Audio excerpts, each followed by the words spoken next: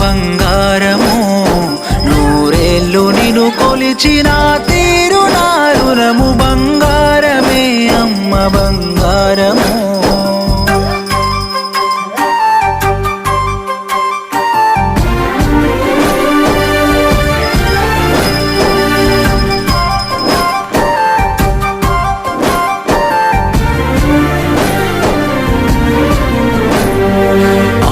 తనము కొరకు ఆరాటమే పడుతూ ఆలయాల్లో ఎక్కి మొక్కావు ప్రతి మెట్టు అనుభవించినావు పురిటి నొప్పుల బాధ పుణ్యమంటూ తల్లి నిన్నెట్ల కొలిచేదు